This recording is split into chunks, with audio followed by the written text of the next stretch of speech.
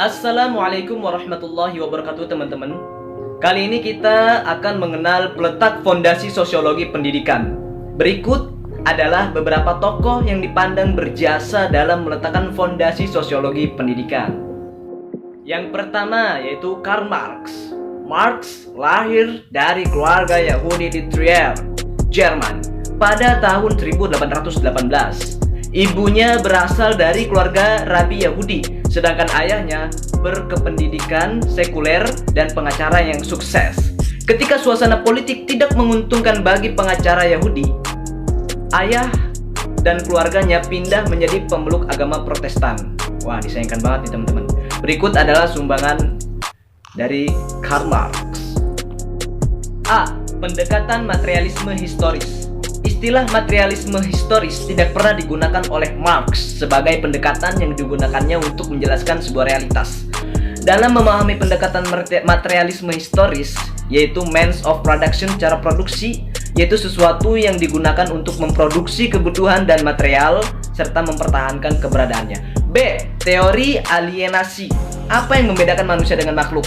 Kata Marx, kerja. Ya, hanya kerjalah manusia ya sebagai makhluk, yaitu mampu melakukan pekerjaan melalui kerja. Manusia sebagai produsen, dengan demikian produksi dari kegiatan produktif yaitu kerja merupakan hakikat manusia. Kapitalisme telah menyebabkan manusia mengalami alienasi karena hasil kreativitas produsen menjadi terasingi atau diasingkan dari produsen itu sendiri. C. Perubahan sosial. Pada The Communist Manifesto, Marx menyatakan sejarah dari semua masyarakat hingga saat ini adalah sejarah perjuangan kelas dari adanya pembagian kerja dan kepemilikan pribadi, yaitu antara kelompok yang memiliki atau pemilik dan kelompok yang tidak memiliki, serta menciptakan stratifikasi sosial dalam masyarakat, yaitu kelas pemilik dan kelas bukan pemilik.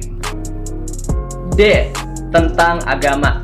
Pandangan Marx yang mengejutkan umat beragama, agama adalah sebagai candu masyarakat. Pemahaman tersebut dapat dipahami karena Marx melihat bahwa superstruktur sosio-budaya, termasuk di dalamnya ideologi politik dan agama, dibangun atas infrastruktur ekonomi. Kemudian tokoh yang berjasa dalam meletakkan fondasi sosiologi pendidikan yaitu adalah Émile Durkheim. Durkheim dilahirkan di Epinal, Prancis pada tahun 1858 dari keluarga Yahudi. Ayahnya seorang rabi. Dia studi di École Supérieure di Paris dari tahun 1887 sampai 1902. Menjadi guru besar dalam ilmu-ilmu sosial di Bordeaux.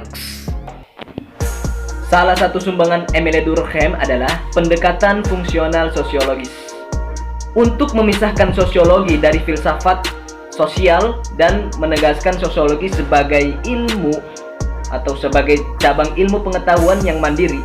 Maka Durkheim menulis The Rules of Sociological Methods untuk menegaskan bahwa objek sosiologi adalah fakta sosial.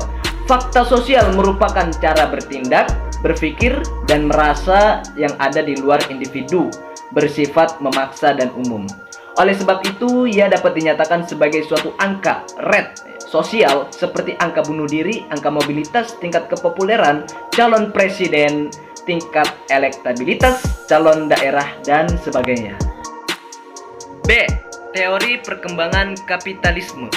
Di dalam The Protestant Ethic and the Spirit of Capitalism, dinyatakan oleh Weber, ketelitian yang khusus, perhitungan serta kerja keras di bisnis barat didorong oleh perkembangan etika Protestan pada abad ke-16 oleh doktrin Calvinisme adalah doktrin yang menjelaskan tentang takdir. Yang terakhir adalah tokoh yang dianggap berjasa dalam peletakan fondasi sosiologi pendidikan adalah George Herbert Mead dari tahun 1863 sampai 1931.